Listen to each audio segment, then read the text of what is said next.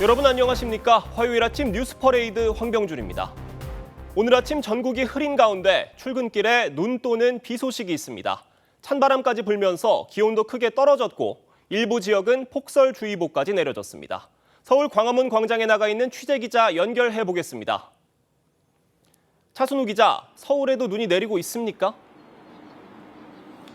네, 이곳 광화문 광장은 바람이 강하게 불면서 체감온도는 영하권까지 떨어졌습니다. 일출 이후에도 흐린 날씨가 이어지고 있는데요. 보시는 것처럼 아직 눈이 내리고 있진 않지만 오전에는 눈 소식도 예보돼 있습니다. 서울을 비롯한 중부지방에선 오전 1에서 5cm 수준의 눈이 내리다가 기온이 오르는 오후부터 비가 내릴 전망입니다. 전국적으로 폭설이 내리는 곳도 있겠습니다. 충청 남부와 영남 지역을 중심으로 대설특보가 내려졌습니다. 강원 산지에 최대 40cm 이상, 경북과 동해안에 최고 30cm 이상 적설량이 예고됐습니다. 충남 내륙과 경기 남부 지방에도 최고 10cm 가까운 눈이 쌓이겠습니다. 어제부터 폭설이 쏟아진 강원과 충청, 경상 지역 등에선 여객선 76척과 항공기 11편 등이 결항했습니다. 눈과 비는 동해안과 제주를 제외하곤 밤이 되면 대부분 그치겠습니다. 찬 북서풍이 강하게 불면서 서울 지역 아침 최저기온은 0도까지 떨어졌습니다. 서울의 낮 최고기온 역시 어제보다 3도 가까이 떨어진 4도 수준으로 더 춥겠습니다. 남부지방은 비가 내리는 곳이 많겠고 제주도는 강풍을 동반한 많은 비가 예상됩니다. 행안부는 폭설이 이어지고 있는 강원도 지역에 비상 1단계를 발령하고 폭설 대비에 나섰습니다. 광화문 광장에서 TV조선 차순우입니다. 최상목 대통령 권한대행은 오늘 국무위원 간담회를 열고 마은혁 재판관 후보자 임명 관련 의견을 수렴할 것으로 알려졌습니다. 야당은 마 후보자를 당장 임명하라며 압박 수위를 높이고 있습니다. 장윤정 기자입니다. 지난달 27일 헌법재판소는 최상목 대통령 권한대행이 마은혁 후보자를 임명하지 않은 건 위헌이란 결론을 냈습니다. 헌법에 의하여 부여된 청구인의 헌법재판소 재판관 선출을 통한 헌법재판소 구성권을 침해한 것이다. 헌재 결정 이후 말을 아껴온 최 대행은 오늘 국무회의 전 국무위원들과 비공개 간담회를 열고 마 후보자 임명과 관련해 논의할 것으로 알려졌습니다. 민주당은 최 대행을 내란 대행이라 부르며 압박 수위를 높이고 있습니다. 임명할 때까지 국정협의체 보이콧입니까? 일단 그렇게 해야 되지 않을까 싶습니다. 권한대행으로서 그 역할을 제대로 하고 있지 않다고 보는 거기 때문에. 국민의힘은 마 후보자를 임명하면 국론 분열이 심화될 거라고 반박했습니다. 마은혁 후보는 절차적인 우려와 정치적인 편향성에서 가장 대표적인 후보입니다. 국민의힘 박수영 의원은 마 후보자 임명 반대를 촉구하며 국회에서 사흘째 단식에 나섰고 당 지도부 등은 현장을 격려 방문했습니다. 최 대행께서 응답하실 거라 생각합니다. 최 대행 측은 각계 의견을 더 수렴한다는 방침인데 이르면 이번 주 한덕수 총리 탄핵 선고가 이뤄질 가능성이 있어 그때까지 마 후보자 임명 결정을 미룰 거란 관측도 나옵니다. TV조선 장윤정입니다. 네, 선관위의 채용 실태에 대한 감사원 감사 결과의 파장이 계속되고 있습니다. 선관위 채용 비리가 처음으로 불거진 이후 국회가 최소 11차례에 걸쳐서 선관위의 가족 직원 현황을 요구했는데 선관위는 자료가 있는데도 없다고 답변했던 것으로 드러났습니다. 이채현 기자의 보도입니다. 지난 2022년 3월 선관위 채용 비리 의혹이 처음 불거지자 국회는 선관위에 내부 가족 채용 통계를 요구했습니다.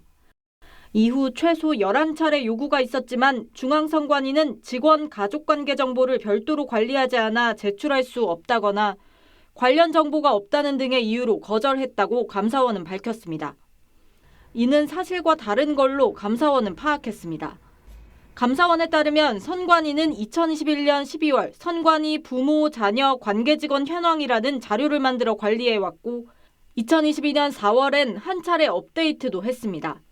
이를 통해 선관위가 2022년 당시 경력 채용된 직원의 자녀가 최소 16명이란 것을 알고 있었는데 이를 축소하기도 했다고 감사원은 밝혔습니다. 안 주는 이유가 뭐예요? 그 부동의해서 전수조사에서 제외된 직원이 많이 있습니다. 국회에선 선거철이 되면 선관위가 의원들에게 갑의 위치가 되기 때문에 국회의 요구에 비협조적이라는 지적이 나왔습니다. 김세환 전 선관위 사무총장이 퇴직 후 강화군수 출마를 위해 국민의힘에 후보 등록을 한 것을 두고도 논란이 이어지고 있는데 국민의힘 주진우 의원은 우세 지역이기 때문에 등록했을 뿐이라며 심판이 선수를 하겠다며 나선 것이라고 지적했습니다. TV조선 이채연입니다. 네, 법원의 인사로 민주당 이재명 대표 대장동 사건 재판부가 전원 교체되고 난 뒤 오늘 새 재판부가 첫 재판을 엽니다. 새 재판부가 지난 재판 과정을 되짚어보는 공판 절차 간소화 규정이 시행이 되면서 예전처럼 재판이 더 지연되지는 않을 것으로 보이지만 이미 1심 재판 3년 넘게 진행 중입니다. 정준영 기자의 보도입니다. 김만배 씨 등 대장동 민간업자들 1심 재판은 3년 3개월째 진행 중입니다. 재판부가 3번 바뀔 때마다 증인 신문 녹음 파일을 일일이 듣는 등 공판 절차 갱신에만 6개월 가까이 걸렸습니다. 최종 결재권자였던 민주당 이재명 대표는 오는 21일에야 처음으로 증인석에 앉게 됩니다. 다음 달에 대장동 민간업자 재판 증인 출석 앞두고 계신데 입장 어떠세요? 이 대표의 위례, 대장동, 성남FC, 백현동 의혹 관련 재판은 재판부 3명이 모두 바뀐 뒤 첫 공판이 열립니다.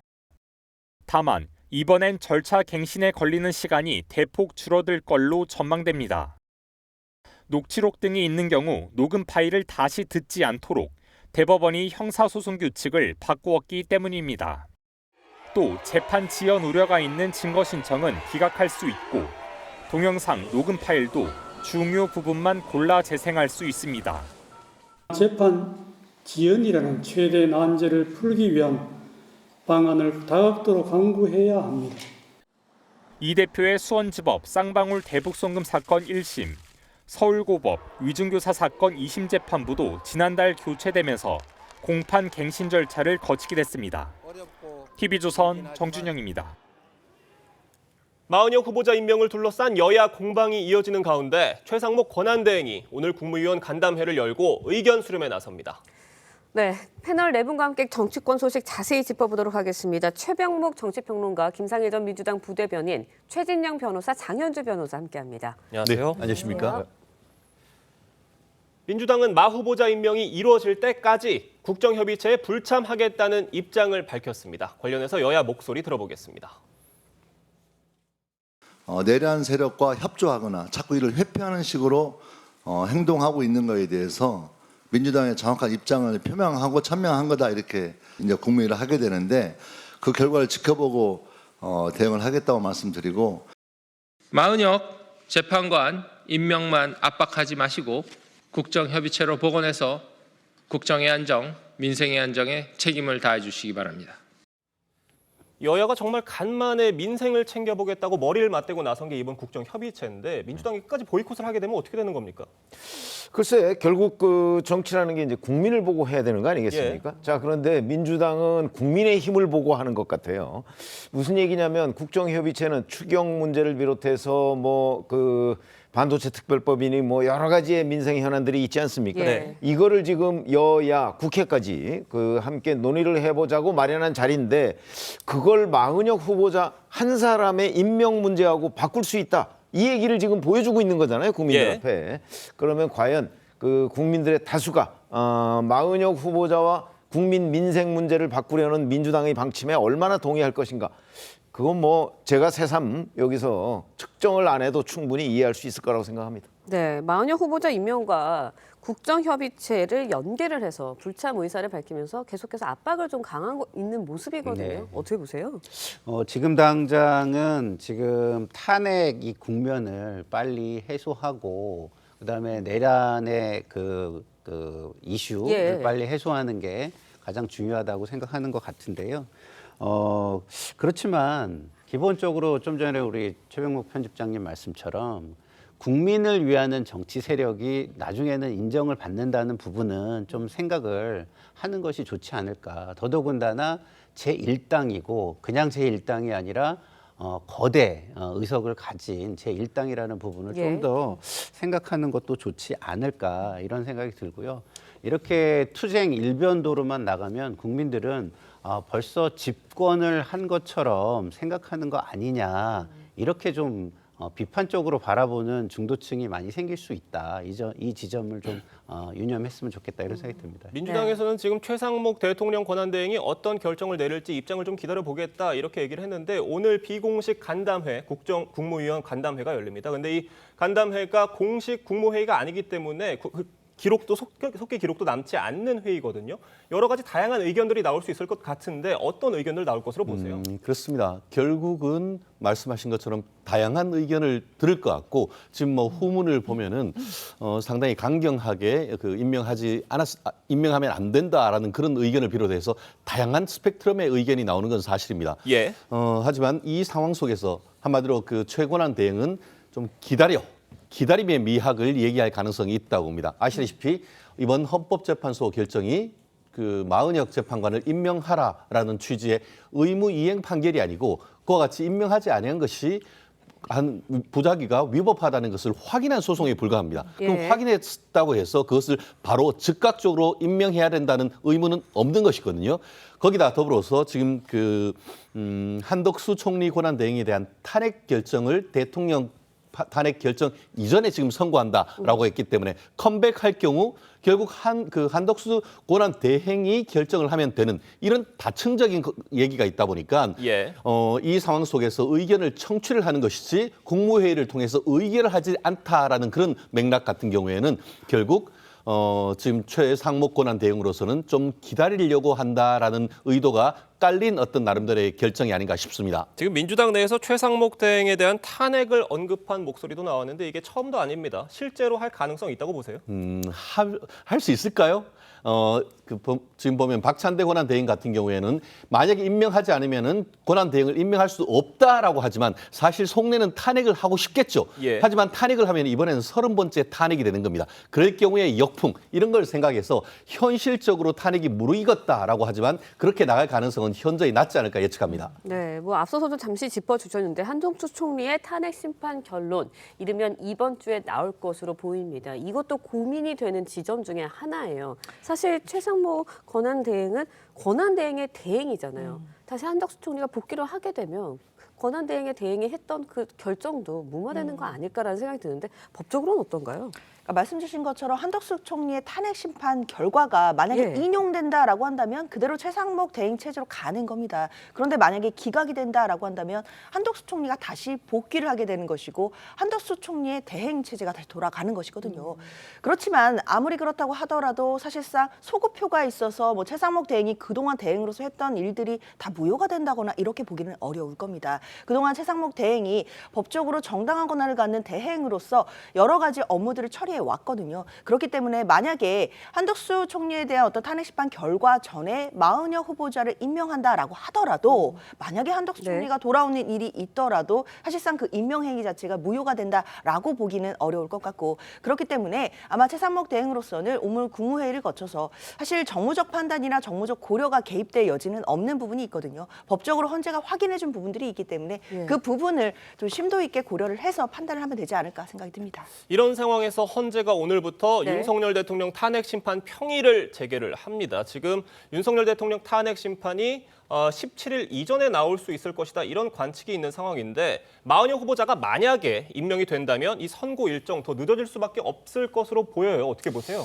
그렇죠. 아무래도 재판부가 이제 새로 배치가 되면 뭐 공판갱신 절차라는 걸 거치지 않습니까? 근데 지금 마은혁 후보자가 만약에 임명이 된다면 한 번도 변론에 참여한 적이 없기 때문에 그 변론 과정을 다시 한번 마은혁 후보자가 이제 들여다보든가 아니면 마은혁 후보자를 이 심판 결정할 때 빼든가 뭐 이렇게 되는데 아마 현실적으로 빼기는 어려울 거고요. 그렇게 되면 포함시켜서 하다 보면 다소 늦어지겠지만 그건 절차상의 문제고요. 아마 늦어져도 많이 안 늦어질 겁니다. 그러나 그에 앞서서 먼저 해야 될 문제가 마은혁 후보자가 임명이 돼야 되잖아요. 근데 제가 보기에 아마 오늘 비공개 국무회의 간담회를 하면 거기에서 국무위원들의 반발이 상당히 강할 것이기 때문에 최상목 권한대행이 임명하는 일이 없을 것이고 지금 우리가 이런저런 마은혁 후보자 합류 시 어떠한 문제를 시나리오별로 이렇게 점검하는 것도 무의미해질 것이다. 저는 그렇게 봅니다. 네, 알겠습니다. 마은혁 후보자 임명 관련 이야기 해봤고요. 이번에는요, 국민의힘 지도부가 박근혜 전 대통령 예방한 이야기도 짚어보도록 하겠습니다. 먼저 어떤 이야기가 전해졌는지 듣고 이야기 이어가겠습니다. 박근혜 전 대통령은 여러 차례 윤석열 대통령이 지금 구치소에서 수감돼서 이런 상황을 맞게 된 것에 대해서 마음이 무겁고 국가의 미래를 위해서 여당이 단합해 줬으면 좋겠다라는 말씀을 전하셨습니다. 돌이켜 보건대 개인의 소신이야 항상 있을 수 있지만 집권당의 대표가 소신이 지나쳐서 사사건건 대립각을 세우는 것은 바람직스럽지 않다. 힘을 합쳐야 한다. 네, 신동훈 국민의힘 수석 대변인의 목소리를 통해서 박근혜 전 대통령이 전달한 이야기 저희가 들어봤는데 네. 하나하나씩 좀 짚어보도록 할게요. 일단은 먼저 박근혜 전 대통령 여당이 단합해달라는 이야기를 전했다고 합니다. 그런데 이 시점에 국민의힘 지도부가 박근혜 전 대통령 예방한 걸 두고서도 여러 가지 해석들이 나오고 있습니다. 어떻게 보셨어요? 뭐 지도부가 예방한 것도 예방한 거지만 박근혜 전 대통령의 메시지도 저는 굉장히 좀 아쉽다는 생각이 듭니다. 왜냐하면 전 대통령이잖아요. 전 대표가 아니라 전 대통령이시면 국민 통합을 먼저 생각하셔야죠. 그 당 단합을 먼저 얘기하시면 안 된다는 생각이 들고요. 그리고 당 단합도 그렇습니다. 지금 민주당도 뭐라고 우리가 얘기하죠? 다양한 목소리를 억누르는 단합은 해서는 안 된다고 얘기하죠. 근데 지금 박근혜 전 대통령께서 하신 말씀은 꼭 당의 다양한 목소리를 누르는 듯한 단합을 얘기하신 것 같아서 저는 굉장히 아쉬워요. 그리고 거기에서 뭐 유승민 전 대표라든가 한동훈 전 대표라든가 이렇게 좀 다양한 목소리를 내는 거를 좀 또 경고하듯이 메시지를 낸 것조차도 저렇게 하시면 특정 세력을 위한 원로?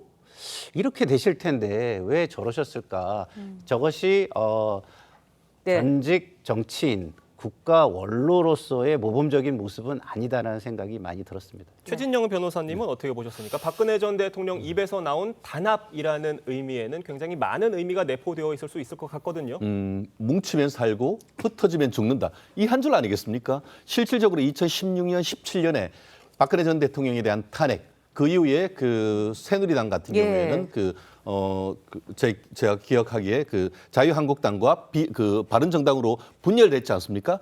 결국 그에 따라서 대선, 총선 완전히 보수 몰락의 길을 갔던 그런 경험이 있었기 때문에 그 당시에 지금 그 유승민 전 의원이라든가 아니면 김무성 대표가 도장 들고 나르샤 뭐 이런 일들이 있으면서 본인이 어떤 탄핵을 넘어서 보수가 붕괴를 했던 그런 경험이 있기 때문에 이 상황 속에서 결국 어제 같은 경우 그렇기 때문에 이런 메시지를 낼 수밖에 없었다고 생각합니다. 만약에 박근혜 전 대통령이 전 국민을 상대로 어떤 메시지를 냈다고 하면 그것은 전체 통합을 얘기했을 겁니다. 하지만 어제는 당 내의 목소리가 아니겠습니까? 그렇기 때문에 그것을 전 국민에 대한 목소리로 확장해가지고 얘기하는 것은 사실 부적절한 것이고 적어도 현 상황 속에서 보수가 분열된 것을 통합하려고 하는 그런 메시지 자체는 상당히 의미가 있고 대구, 경북, TK, PK에서의 어떤 단합을 넘어서 그것이 경부선을 타고 서울로 보수를 결집시키려고 하는 그런 나름대로의 어떤 그 이번 현재의 지도부의 전략이 아니었나 평가를 합니다. 근데 제가 드린 말씀은 꼭 그런 거가 아니라 민주당도 한번 우리가 생각해 보자는 거예요. 그럼 민주당도 그러면은 단일한, 단합 뭐 이런 것만을 가지고 지금 하는 거에 대해서 그럼 국민의힘은 동의하는지 한번 돌아봐 주셨으면 좋겠다 이런 생각이죠. 네, 알겠습니다. 박근혜 전 대통령 그런가 하면 집권당 대표가 소신이 지나쳐서 사사건건 대립각을 세우는 건 바람직하지 않다라는 발언도 한 것으로 전해졌거든요. 일각에서 잠시 김상일 대변인이 짚어주셨지만 일각에서는 이제 한동훈 전 대표 겨냥한 발언 아니냐 이런 지적도 있었는데 어떻게 들으셨어요? 그렇죠. 뭐 한동훈 전 대표의 이름을 명확하게 적시하지는 않았지만 사실 듣기에 따라서는 한동훈 전 대표가 당연히 떠오를 수밖에 없는 이야기였습니다. 집권당 대표가 소신이 지나쳐서 대립각을 세운다. 이 얘기는 한동훈 전 대표가 당대표 시절에 사실상 윤석열 대통령과 대립각 그리고 갈등 벌여왔던 것 것 이걸 지적한 것이라고 봐야 될 것 같은데요. 한동훈 전 대표 입장에서는 지금 사실 당내에서 이른바 뭐 배신자 프레임이라는 부분들이 있는데 이런 부분들을 어떻게 극복해 나가야 될지 그러면서도 본인이 만약에 조기 대선이 열린다라고 한다면 또 유력한 대권주자로서 다시 발돋움할 수 있을지 이런 좀 어려운 숙제가 눈앞에 있는 것 아니겠느냐라는 생각 듭니다. 네, 박근혜 전 대통령이 겨냥한 것으로도 해석이 되는 한동훈 전 대표가 어제 TV조선 뉴스9에 출연을 했습니다. 윤석열 대통령에 대해서 여러 가지 입장을 밝혔는데 직접 들어보겠습니다. 우리가 서로 풍파를 많이 겪었거든요. 네. 밖에서 잘 모르시는 그럴 때마다 많이 지켜주고 서로 도와줬던 관계였습니다. 저는 그래도 미안하게 생각합니다. 지금 이렇게 된 상황에 대해서. 근데 고통스러운 면이 있고요. 다만 저는 좀 아쉬운 점은 저 말고 더 많은 사람들이 또 직언을 하고 충원을 해서 문제를 바로잡으려고 노력했었어야 한다고 생각해요. 한동훈 전 대표가 앵커의 그 윤석열 대통령 관련한 질문에 굉장히 수초간 뜸을 들이면서 고심하는 듯한 모습을 보이면서 여러 가지 얘기를 했거든요. 뭐 그래도 미안하다 이런 입장을 밝혔는데 어떻게 들으셨어요? 지금 한동훈 전 대표가 소속돼 있는 정당이 국민의힘이잖아요. 네. 국민의힘에서 그동안 한동훈 전 대표가 보여왔던 여러 가지의 움직임, 이 부분에 관해서 국민의힘 지지층의 다수가 불편해한다. 이건 우리가 다 알 수 있는 대목 아닌가요? 아마 그 부분을 계속 의식하고 있는 것 같아요. 네. 예를 들어서 비상계엄, 그다음에 탄핵의 앞장서, 비상계엄 해제, 탄핵의 앞장선 부분. 비상계엄 해제까지는 뭐 이제 상당수가 뭐 그럴 수 있다고 쳐도 탄핵의 앞장서는 부분에는 국민의힘 당원들은 굉장히 불편하게 생각한다고요. 그거를 집권당 대표가 저렇게 할 수밖에 없었을까? 다른 방법은 없었을까? 뭐 이런 것들을 생각하게 되거든요. 아마 이런 저항, 반발 뭐 이런 것들을 지금 한동훈 전 대표가 정치를 재개하는 마당에서 이제 미안하게 생각한다 이러면서 뭔가 완충을 좀 하려고 하는데 사실은 이런 것들은 첫인상이 굉장히 중요해요. 그러니까 정치에서 낙인 찍기라는 게 있거든요. 그러니까 당원들이 한동훈 전 대표가 지난 몇 달간 보여왔던 그 움직임에 대해서 저 사람은 어떤 사람이야? 라고 이미 상당한 인식을 가지고 있어요. 그 부분을 지금 몇 마디로 한동훈 전 대표가 다 그걸 진정시킬 수는 저는 없다고 생각해요. 앞으로 아마 끊임없이 노력하지 않으면 계속해서 본인의 정치활동 재개하는데 상당한 부담이 될 거라고 생각합니다. 네, 한동훈 전 대표 대통령 탄핵 반대 집회 참석자들을 향해서도 메시지를 냈습니다. 먼저 듣고 이야기 이어가겠습니다. 저는 이 광장에 나온 분들에 대해서 대단히 미안하고 고맙다는 말씀을 드리고 싶어요. 다 선의로 자기 시간 내서 나오시는 거잖아요. 그 마음이 여러 가지가 충의가 있겠지만 저는 이 마음은 공통된다고 생각합니다. 이재명이라는 대한민국에서 가장 위험한 사람이 나라를 망치는 걸 막아야 되겠다라는 애국심, 그런 마음이라고 생각합니다. 네, 뭐 미안하다, 고맙다라는 말을 하긴 했지만 탄핵 반대 집회에 대한 의견은 내지 않았고요. 이재명 대표를 겨냥한 발언을 했습니다. 이거 어떻게 되겠어요?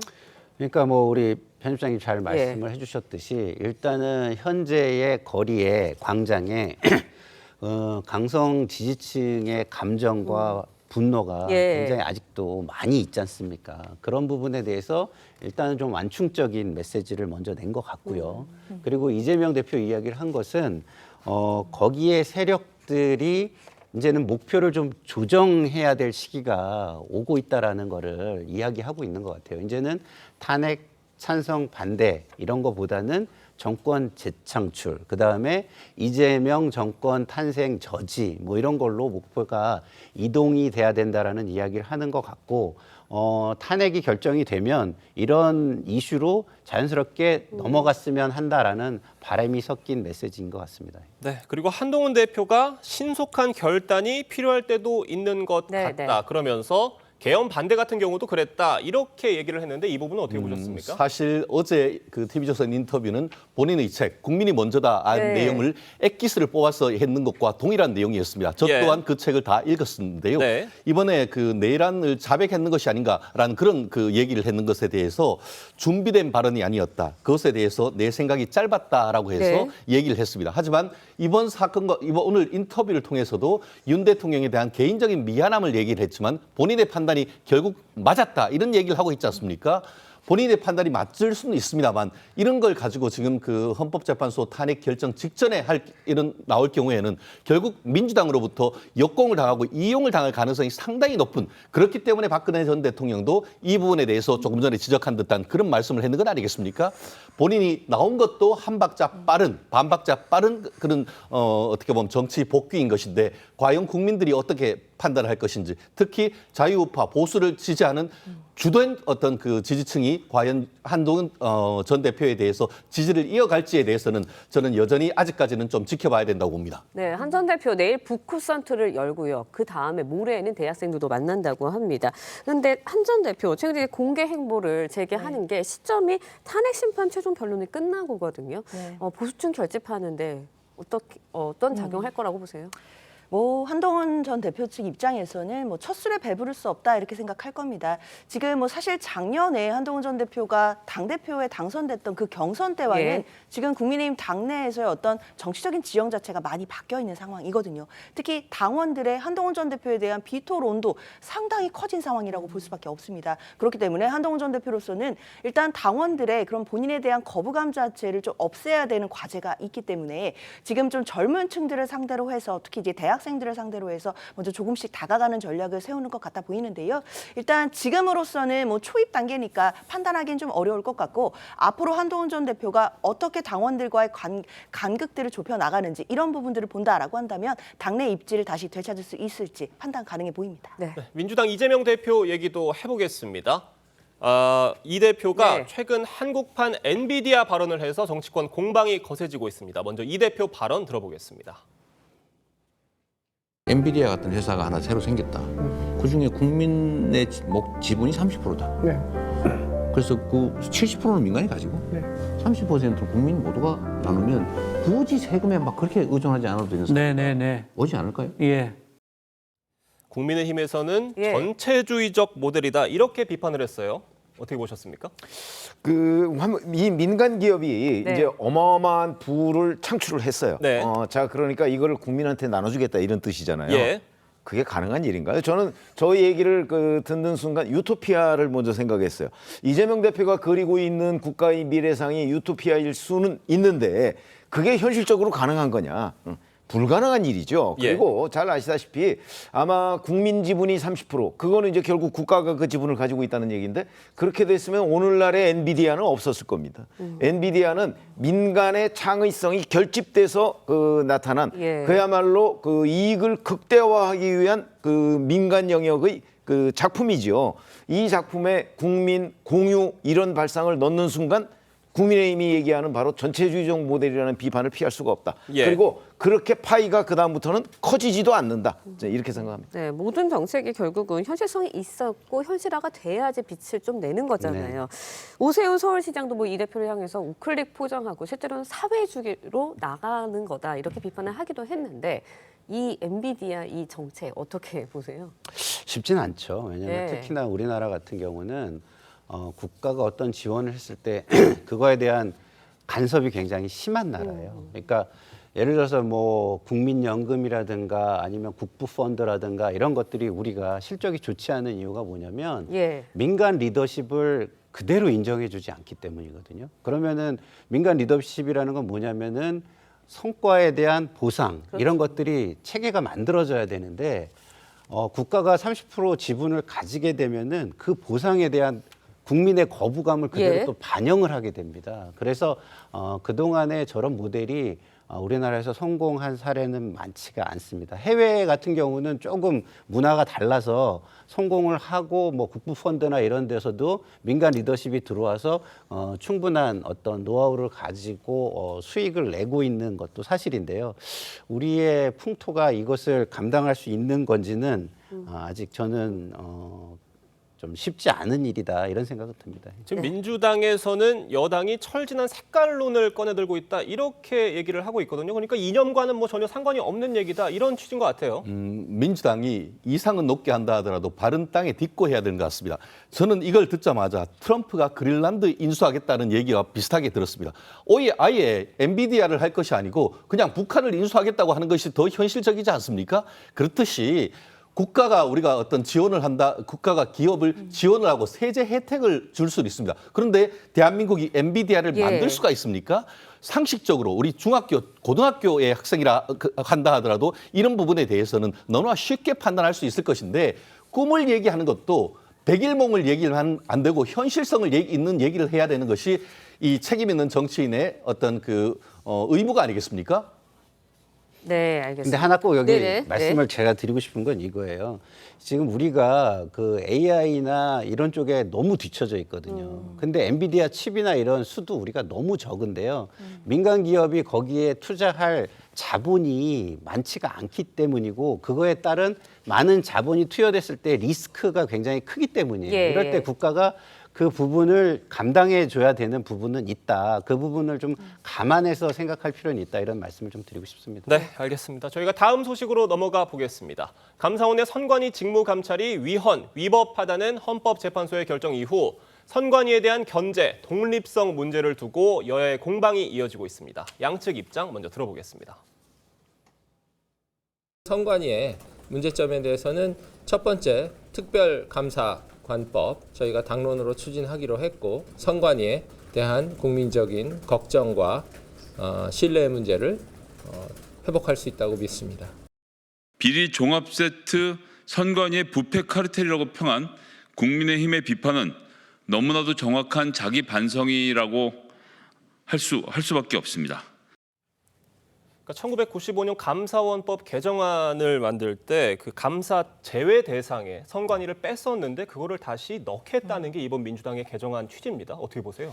자, 그렇게 되니까 이제 민주당이 그 지금 선관위의 각종 뭐 채용 비리 그다음에 세컨드 폰 이런 얘기들이 나와서 비리가 막 쏟아지고 있는 가운데 오히려 그 헌재 입법 헌재 결정 취지대로 감사원이 선관위를 아예 직무감찰에서 제외하도록 제도화한다 이런 얘기잖아요.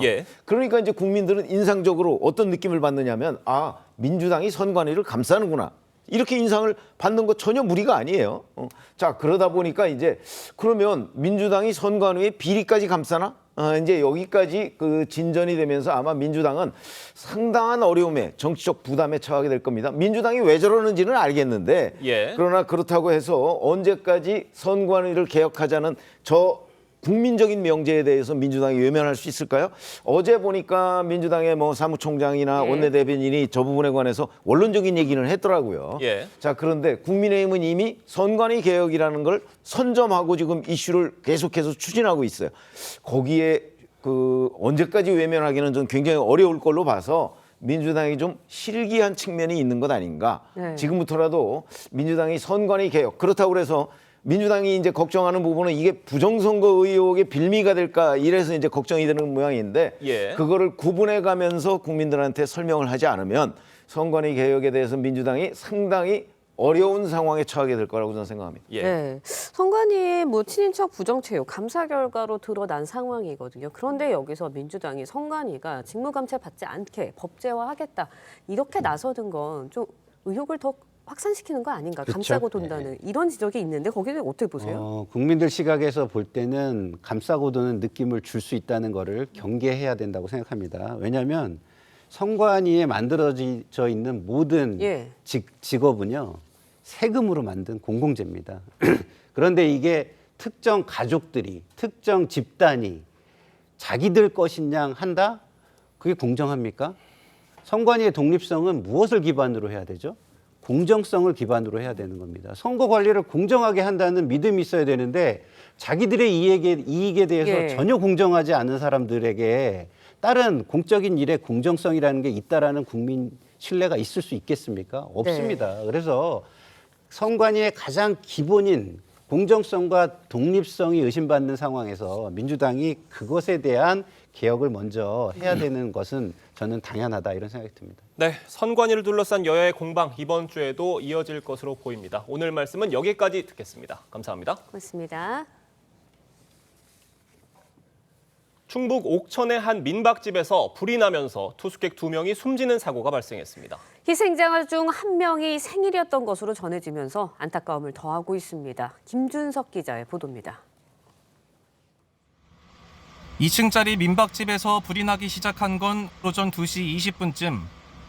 주민신고로 소방이 출동했을 땐 이미 강한 불길이 건물을 완전히 뒤덮은 상태였습니다. 40여 명의 소방대원이 2시간 만에 불을 껐지만 건물은 모두 불에 타 뼈대만 남았습니다. 잠깐 일어났었는데 반짝반짝 하길래 봤는데 불났더라고요. 소리는 못 들었고. 이 숙소에는 투숙객 2명이 있었는데 숨진 채 발견됐습니다. 30대 남녀로 파악된 이들은 생일을 맞아 함께 여행을 왔다가 변을 당한 것으로 전해졌습니다. 여기 놀러 오신 건가요? 네, 생일이었거든요. 지금 되게 의문스러운 저도 뉴스를 다 보면서 왔는데 건물 전소로 현재로서는 화재 원인도 미궁인 상황. 저희들이 1차에서는 그 정확한 원인을 찾지 못했고 소방과 경찰은 합동 감식을 통해 정확한 화재 원인을 파악할 예정입니다. TV조선 김준석입니다. 지난달 28일 트럼프 미국 대통령과 젤렌스키 우크라이나 대통령의 정상회담이 파국으로 끝났습니다. 네, 회담 이후 젤렌스키 대통령은 전쟁 종식은 아직 멀었다고 했고 트럼프 대통령은 더 이상 참지 않을 것이라며 강한 불만을 드러냈는데요. 일각에서는 미국이 전쟁 지원 중단을 논의할 수 있다는 전망도 나오고 있습니다. 이재준 기자의 보도입니다. 외교사에서 전례를 찾기 힘든 공개 충돌로 파국을 맞았던 지난달 28일 미국과 우크라이나의 정상회담. The rule of the war. Who began, those pay. This is the rule. Putin began this war. He has to pay all money for innovation. When you see the hatred he's got for Putin, it's very tough for me to make a deal with that kind of hate. He's got tremendous hatred.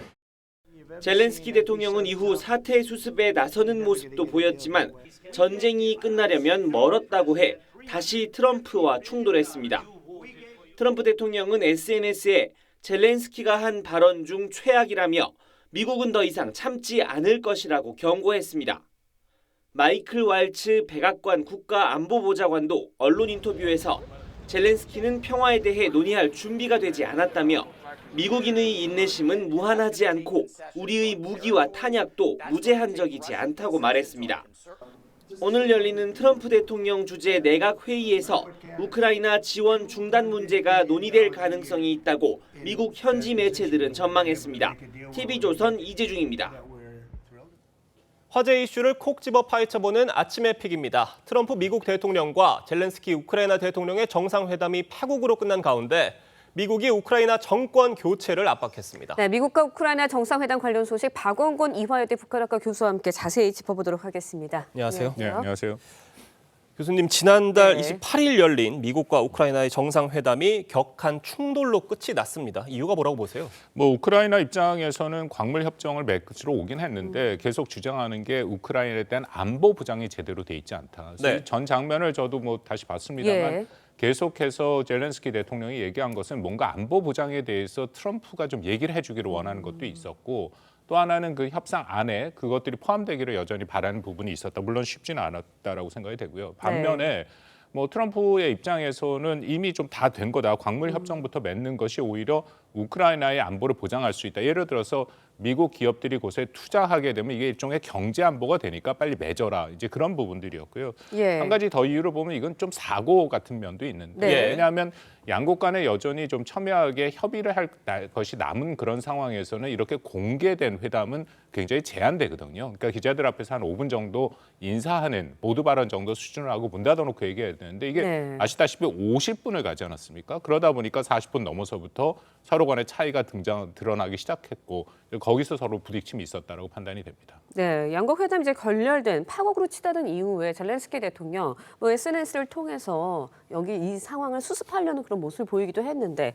미국에서는 일단은 젤렌스키 대통령 퇴진 압박하면서 뭐 내정 간섭 하는 모습까지 보이고 있거든요. 어떻게 보세요? 네, 그래서 조금 전에 보도에도 나왔습니다만 마이크 왈츠 국가안보 보좌관이 네. 한 얘기를 보면 뭐 이렇게 정확히 얘기를 했습니다. 우리를 상대하고 결국 러시아를 상대할 수 있는 이 전쟁을 끝낼 지도자가 필요하다.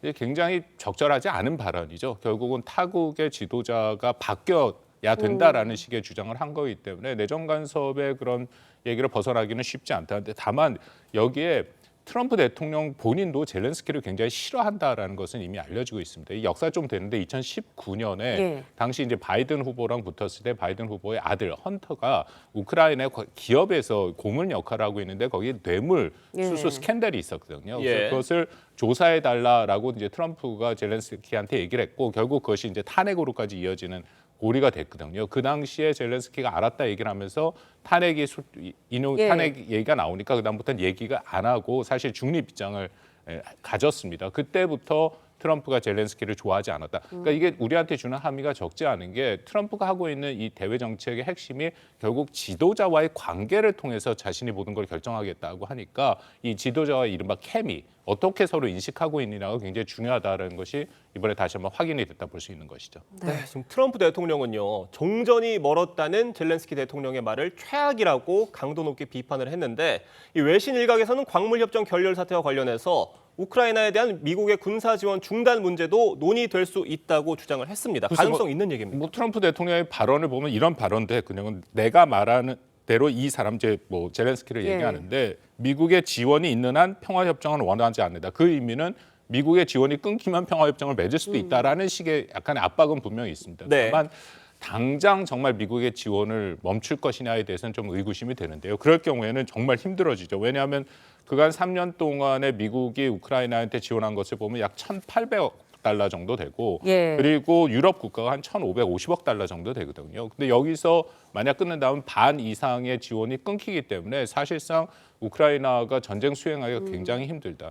지난주에 우리 TV조선에서도 인터뷰를 예. 했습니다만 저도 우크라이나 대표단과 만나서 한 2시간 동안 비공개 회담을 한 적이 있는데 그쪽 입장에서 가장 중요한 것은 역시 무기 부족이더라고요. 그러니까 이런 상황에서 만약에 그것이 끊기면 정말 이것은 심각한 상황으로 올 수밖에 없다. 이 말씀을 드리는 게 미국이 사실 카드가 많습니다. 예를 들어서 일론 머스크가 운영하고 있는 스타링크 같은 거 그것을 활용해서 사실 우크라이나가 드론 전쟁을 하고 있는데 이미 얘기가 나왔습니다. 그걸 끊어버리면 사실 치명적이거든요. 그렇죠. 그러니까 어떤 형태로든지 압박을 가할 가능성이 있어 보입니다. 네, 실질적으로 말씀해 주신 것처럼 미국의 도움 없이는 이번 전쟁을 뭐 종전을 하던 계속 이어가던 솔직히 굉장한 영향을 받을 수밖에 없는 상황입니다.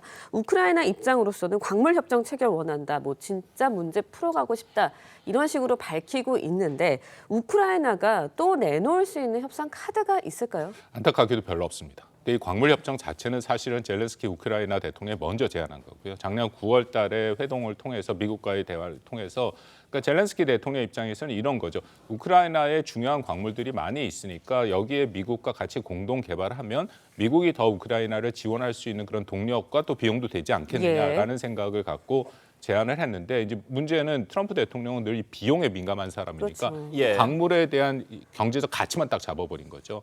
그리고 그것을 통해서 젤렌스키 대통령은 아까 말씀드린 것처럼 네. 안보 부장을 받기를 원하는데 그 안보 부장의 내용들이 빠져 있는 이런 상황인데요. 안타깝게도 젤렌스키 대통령이 현재로서는 가질 카드가 많지 않다. 다만 계속해서 얘기하는 것 중에 하나가 러시아와의 즉각적인 휴전은 거부한다라는 입장을 갖고 있고 이것은 사실은 트럼프가 가장 원하는 것이기 때문에 아마 이것을 활용한 좀 그 우크라이나에 밀고 당기기는 가능하다고 생각합니다. 그러니까 백악관 회동이 지금 결렬되고 나니까 예. 유럽 정상들이 모여서 우크라이나 평화 협정을 위한 방안을 논의를 했는데 이 우크라이나에 대한 군사적 원조를 지원하는 동시에 1개월 휴전 방안도 내놨습니다. 이거 실효성이 있는 얘기입니까? 프랑스 마크롱 대통령이 제안한 건데 예. 더불어서 또 무슨 얘기를 했냐면 유럽 국가들의 방위비를 3에서 3.5%까지 올려야 된다라는 얘기를 하고 있고 또 런던에서 모여서 얘기를 하고 있는데 여기에도 유럽 국가들의 좀 어려움이 보입니다. 왜냐하면 뭐 영국이나 프랑스 같은 국가는 좀 더 적극적으로 나서려고 하는데 나토 안에 또 유럽 국가 안에도 의견이 좀 다르거든요. 그래서 과연 이 하나의 같은 목소리를 낼 수 있을까에 대한 위협이 있고 아까 말씀드린 것처럼 여전히 절반 이상을 미국이 주도하고 있는데 이것을 단기간 내에 유럽 국가들이 대체할 수 있을까 하는 그런 문제도 있다라고 판단이 됩니다. 다만 유럽 국가들이 느끼고 있는 위기감은 매우 크거든요. 그래서 자구책으로 자신들의 스스로의 방어를 위한 능력을 확충하는 동시에 여전히 미국을 끌어들이려고 하는 그 노력도 같이 하고 있고 그 선봉에는 역시 미국과 가장 특별한 관계에 있는 영국이 좀 나서고 있는 모습이 보이긴 합니다. 네, 근데 지금 외교의 흐름을 보면 미국이 러시아로 중심축을 좀 옮겨가는 듯한 모습이거든요. 그런데 지금 상황에서 북한은 러시아에 파병을 하고 있는 상황입니다. 그렇다 보니까 우리가 북한을 대응할 때, 북핵 문제를 논의할 때 결국 미국과 러시아, 북한이 만나서 하고 우리도 우크라이나처럼 이렇게 빠지게 되는 거 아니냐. 이런 우려, 가능성도 일각에선 제기되고 있어요. 어떻게 보세요? 뭐 트럼프니까 모든 게 다 가능하다라고 봐야 되는데 두 가지 정도로 좀 다른 전망입니다만 얘기를 할 수가 밖에 없습니다. 방금 말씀하신 굉장히 부정적인 전망도 가능하죠. 예를 들어서 한국을 좀 배제하고 미국 간 그 뭔가 협상을 시작할 때 러시아와의 그 도움을 통해서 협상을 한다라는 것이 우리 입장에서는 가장 안 좋은 것이고요. 근데 다만 더불어서 왜 트럼프가 러시아를 끌어들이냐를 우리가 생각해 볼 필요가 있는데 일단 유럽에 대한 문제를 해결하고 나서 트럼프의 생각은 이 인태 지역에 특히 중국 견제에 집중하려는 생각이 매우 큽니다. 현재 러시아와 중국이 밀접한 관계니까 거기서 중국을 떼어놓으려고 하는 생각이 있거든요. 그러면 여기서 북한도 떼어질 가능성이 있죠. 그간에 우리가 봤습니다만 러시아와 북한이 얼마나 밀접하게 파병을 하면서까지 하지 않았습니까? 저는 이런 현재의 그 진행되는 모습을 그 김정은이 사실상 좀 착잡하게 바라볼 가능성도 있다. 불확실성이 크고 러시아와 미국이 정말 협력을 강화하게 된다면 오히려 북한은 좀 표현이 그렇습니다만 자신들이 모든 걸 다 투자했던 것을 잃어버릴 가능성도 있어 보이거든요. 그러니까 양쪽 가능성은 다 있고 여기서 가장 중요한 것은 결국 한국, 우리가 어떻게 하느냐에 따른 것이죠. 한국은 분명한 것은 우크라이나가 아닙니다. 우리는 상호방위 조약을 맺고 있고 우크라이나보다 훨씬 더 우리는 국력 측면에서 사실 러시아와 준하는 핵만 없을 정도지 경제력, 군사력은 비슷한 수준이거든요. 근데 다만 트럼프가 그리고 있는 인태 지역에서의 중국 견제의 그림을 우리가 얼마만큼 수용하고 거기에 같이 갈 수 있느냐라는 그 결정이 저는 가장 큰 변수 중에 하나라고 생각합니다. 정치권 일각에서는 핵무장 논의를 공론화하자는 목소리 다시 나오고 있거든요. 이건 어떻게 보세요? 글쎄 뭐 우리의 카드로 갖고는 있을 필요가 있지만 핵무장은 저는 두 가지 경우에만 가능하다고 생각하는 게 미국이 동의를 해야 되는 거고요. 또 하나는 1968년에 5개의 핵 보유국을 공식으로 인정한 비확산 체제가 무너져야 가능한 일이기 때문에 이 부분은 뭐 정치권에서는 얘기를 할 수 있습니다만 현실적으로 이뤄질 가능성은 크지 않다. 다만 미국이 어떤 형식으로 나올지 모르니까 한국의 입장에서 중요한 것은 그간의 1년 반 동안 우리가 계속해서 발전시켜온 확장 억제가 있지 않습니까? 지금 계속해서 훈련이 되고 있고 근데 정말 우려가 되는 게 트럼프는 비용에 민감하니까 이 확장 억제랑 연합훈련 같은 것을 중단하거나 축소할 가능성이 있어요. 그것을 막고 어떻게든지 한국은 확장 억제를 유지하는 것이 우리의 안보를 지킬 수 있는 마지노선이고 이 부분은 또 비용과 뭐 밀접하게 관련이 있으니까 거기에 대한 준비도 필요하다고 생각합니다. 박원곤 이화여대 북한학과 교수와 이야기 나눴습니다. 오늘 말씀 여기까지 듣겠습니다. 감사합니다. 고맙습니다. 요즘 은퇴 후에도 사회활동에 적극 나서며 자신을 위한 투자를 아끼지 않는 어르신들이 많습니다. 네, 이 때문에 시니어 산업시장도 점차 커져가고 있는데요. 이를 위한 한중 기업 간 협력의 장이 열렸습니다. 이낙원 기자의 보도입니다. 흰색 코트를 걸친 백발의 남성이 런웨이를 힘차게 걸어오더니 옷 맵시를 뽐냅니다. 최근 TV조선 미스터트롯3에도 출연해 화제를 모은 시니어 모델 김칠두 씨입니다. 한국과 중국의 유명 시니어 인사와 기업인들이 모인 글로벌 시니어 프로젝트가 열렸습니다. 중화권 스타인 배우 추자연 씨가 사회를 맡았습니다. 최근 경제활동과 자아실현에 투자를 아끼지 않는 고령층, 이른바 액티브 시니어가 늘면서 구매력이 있고 트렌드를 이끄는 계층으로 각광받고 있습니다. 이에 한중 50여 개 기업인들이 모여 시니어 산업 발전과 협력 방안을 논의하는 장을 마련한 겁니다. 시니어들이 더 건강하고 아름답게 쌓아온 경험과 업적을 인정하고 그 가치를 더욱 빛낼 수 있도록 돕고자 합니다. 참석자들은 문화 콘텐츠와 건강, 패션 등 시니어 산업의 다양한 청사진을 제시하며 산업 발전 방안을 논의했습니다. 오는 5월에는 중국 다롄에서 두 번째 행사가 열릴 예정입니다. TV조선 이낙원입니다.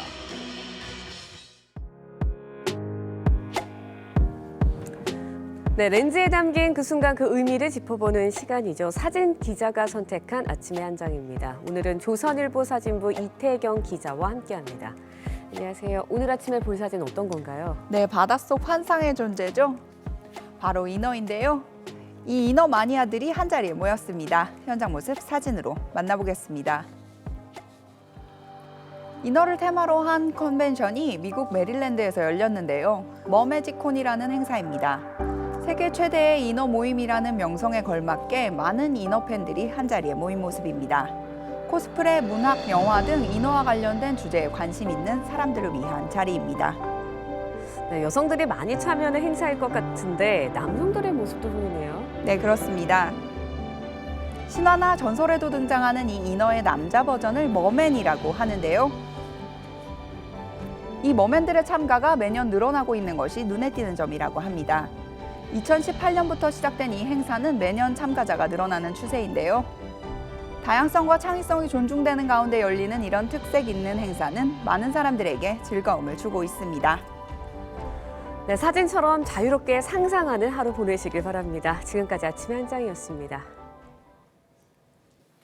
오늘 전국에 눈비가 내리겠습니다. 현재 눈구름은 충청 이남에 자리하고 있는데요. 눈구름대가 점차 북상하면서 대설특보는 확대되고 있습니다. 강원과 충청, 전북, 무주, 일부 영남 지방에 대설주의보가 발효됐습니다. 오늘 강원 산지에 최대 40cm 이상, 경북 북부 동해안과 산지에 10에서 3, 서울에는 1에서 5cm의 적설이 예상됩니다. 눈은 오늘 밤에 대부분 그치겠지만 동해안은 내일까지 이어지겠습니다. 전국적으로 바람도 강하게 불겠습니다. 특히 남해안과 영남 동해안, 제주에는 강풍특보가 내려진 가운데 순간풍속 초속 20m 이상의 돌풍이 거세게 불겠습니다. 한낮 기온은 어제보다 3도에서 5도 정도 낮겠습니다. 서울과 춘천 4도, 대전 6도, 부산 7도 예상됩니다. 절기 경칩인 내일부터는 기온이 오르며 평년 기온을 회복하겠습니다. 오늘의 날씨 이나일입니다. 이상으로 화요일 뉴스 퍼레이드 마칩니다. 네, 저희는 내일 아침 7시 30분에 다시 찾아뵙겠습니다. 시청해주신 여러분 고맙습니다.